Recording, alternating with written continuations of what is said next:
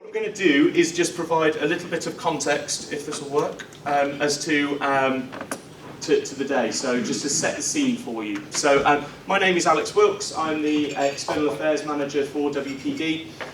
Look after all of the stakeholder engagement and consultation work that we do in the lead up to our business plans.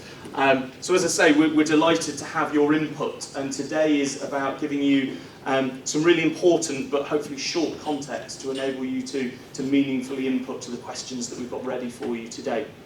But before I start, I will do the sort of obligatory and short introduction for those of you that are fairly new to our industry or to us as a business, just to give you a little bit of an overview about WPD and what we do and the areas that we serve. So we run the electricity grid. That's all of the infrastructure that gets energy to end users. We do that across 4 large territories, so across the East Midlands, West Midlands, South Wales and South West. In old money, that's East Midlands Electricity Board, Midlands Electricity Board, SWEB and SWALEC. As you can see from the stats on the screen, you know, it's a massive network. Vast majority put in starting in the 1940s and 1950s. We've got a hell of a lot of kit. That's a lot of cable, you know, 225,000 kilometres. We've got over 1.3 million poles and tower lines out there. So a huge network that we're maintaining on a daily basis. The bit of jargon to have in your mind is clicker will work. Is that we are a DNO, so we're a distribution network operator operating that system that I mentioned, but that's beginning to include a distribution system operator. So that's the other bit of jargon you'll hear today so we're a DNO, but also doing DSO things as well, which is so we run the electricity network in the middle, we do not generate, we pick it up from the national grid at the extremely high voltage level, and it's our job to transform all the energy down to the final cable that enters the electricity meter in the customer's home or business. But as you see, increasingly we've got lots of low carbon technologies, energy storage, feeding directly onto the distribution system, and that's causing two-way power flows, and that means we're operating a more dynamic system than we've ever done before. So for us, our tasks are the things that are there on screen. So on a daily basis, we're keeping the lights on. We're maintaining all of that equipment. As I say, that's a huge amount of assets. That's why I've got the stats on the screen for you. That's a lot of equipment to keep maintaining in tip-top shape. We're fixing the network when there are issues. The recent storms, Storm Kira, Storm Dennis and things won't have escaped your notice. We're out there fixing the network 24/7 to get supplies restored to customers when issues like that occur. We're also providing new connections to the network, be that traditional demand connections, things like new homes, new businesses, through to new generation connections, so things like solar parks, rooftop solar, electric vehicle charging points, and so on.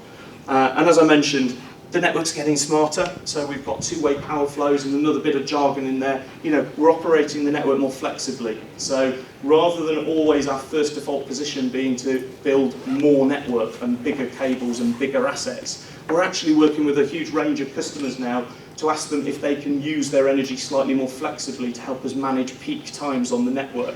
And if we can do that, we can typically do that cheaper to pay a customer to move their demand or move their generation on the system. We can do that more cheaply than what it would cost us to build bigger network just for those peak moments. So we are, by nature of what we do, we are a regional monopoly. So you're a customer of ours, a consumer of ours, by virtue of where you work and where you live, and therefore we're a regulated industry. We're regulated by Ofgem. The way that Ofgem do that, they therefore set the revenues that we can make as a business, and they do that by setting fixed price control periods. So we're currently in the middle of one, which is called Rio ED1, and I'll explain that jargon in a second. But we are here today to start talking to you about the next price review, which is called ED2, and that will run for a 5-year period, starting in 2023 through to 2028, as that final bullet says.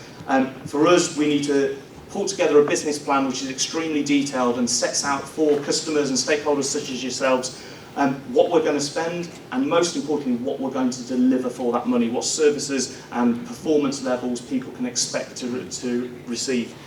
So the final bit of jargon, I hope, is just to explain we will naturally talk about the Rio period today. That is just the regulatory mechanism that's used by Ofgem.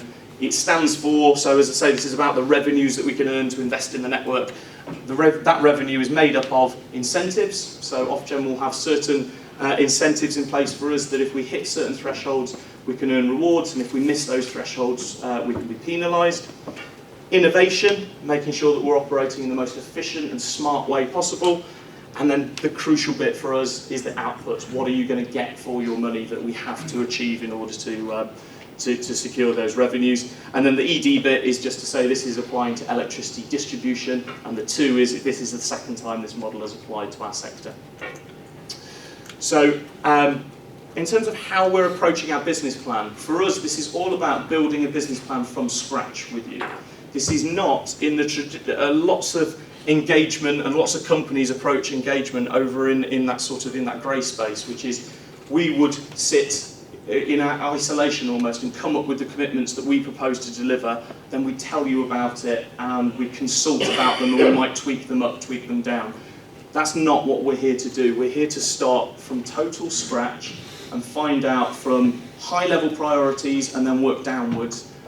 What is it that matters most to you, and how do we deliver those for you? So we're aiming, the phrase you'll hear is, we're aiming to co-create our business plan from scratch.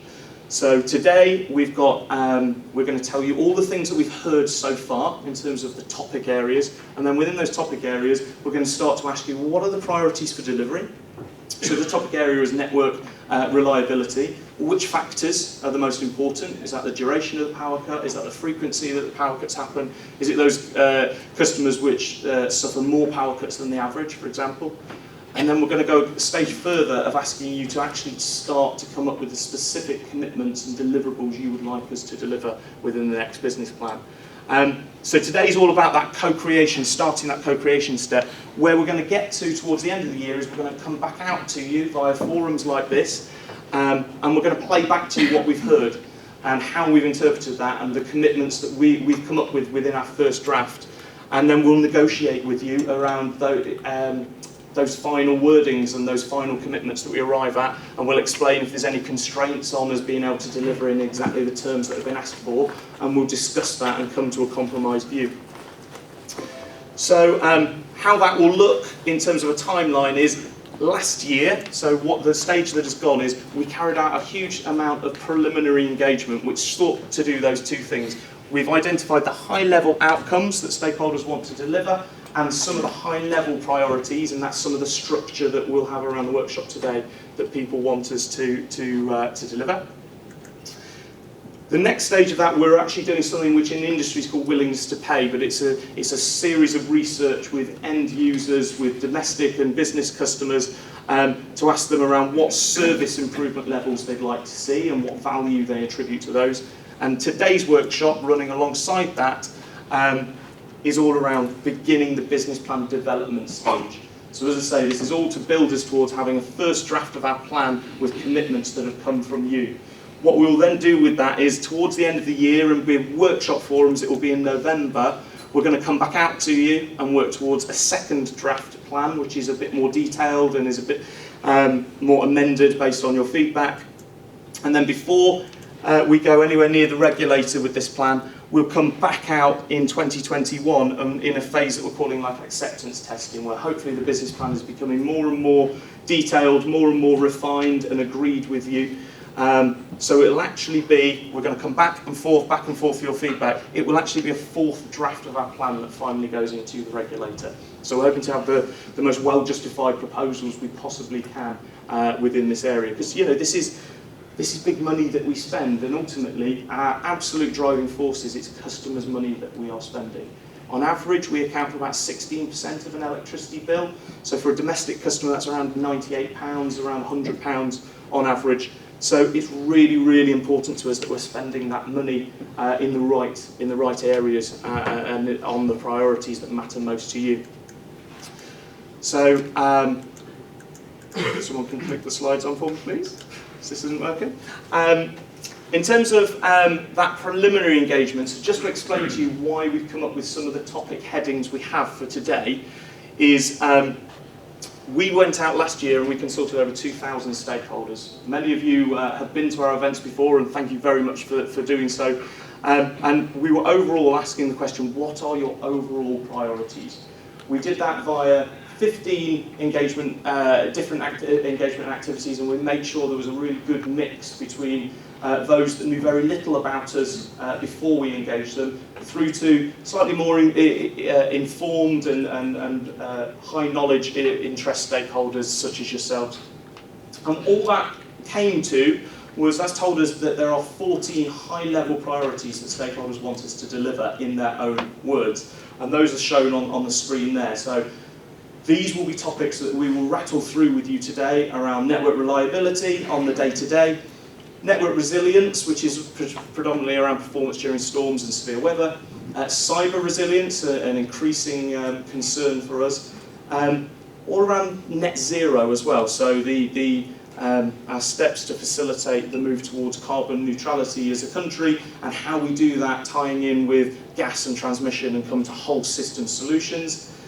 Innovation in new services, electric vehicles, our impact on the environment, vulnerability, fuel poverty, affordability, safety, connections, workforce resilience. All of those will be covered today, and most importantly, the customers get a great service throughout all of these. So customer service will not be discussed as a standalone topic today. It will be a component that runs through all of the higher the topics that are shown on the table there.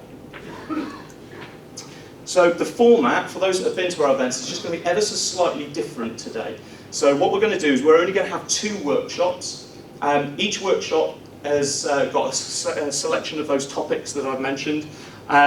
And we're going to split the room into 2, not physically, but you will start workshop 1, half of you will be talking about topic group 1A, and then the other half will be doing 1B, and there will be a noise at the middle, which sounds a bit like a genie, there you go, which is just a symbol to a signal to the facilitator on your table, who will leave your table and swap with another table, and a facilitator from that table will come to you, and you will switch the topics that you're talking about.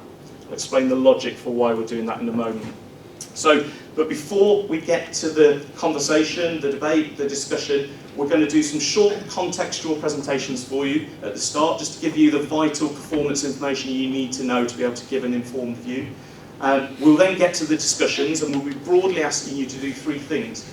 We'll say within each topic, what are your high-level priorities starting from scratch? Second, we'll play back to you some of the priorities we've already heard from stakeholders and ask you whether those feel about right, whether there's any you change and any you would add to those. And then we'll get to that commitments creation conversation around, within those topic priority areas, what do you actually want us to commit to? The reason for the switch in the middle is that in the spirit of us co-creating this plan, we want you to have an opportunity to review, discuss and refine what other stakeholders in the room are coming up with. So at the switch point, you'll also get the opportunity to look at what the previous table has said with the context provided by that facilitator to explain to you, well, what are the other thoughts in the room, and therefore you can maybe challenge some of the thoughts you've found or build upon what others are saying. So, final bit from me is just to explain that sort of cycle. So we've done the preliminary engagement in 2019. Today is all about beginning to build the plan. The date for your diary in advance is that in November 2020, we're going to come back out to stakeholders and we're going to present back to you the draft commitments that we've heard, check that we've interpreted it right, and we'll also add in other considerations. So if there's regulatory considerations, financial considerations, we'll play all that back in a completely transparent way and try to arrive at a second draft plan. And within that, start to get more and more specific. Try to be as specific as you can today, but we don't expect to get to exact performance improvement levels, 10%, what percentage improvement you're looking at. We will build towards that within this cycle of engagement. So thank you very much. I hope that just explained what it is we're going to be up to today.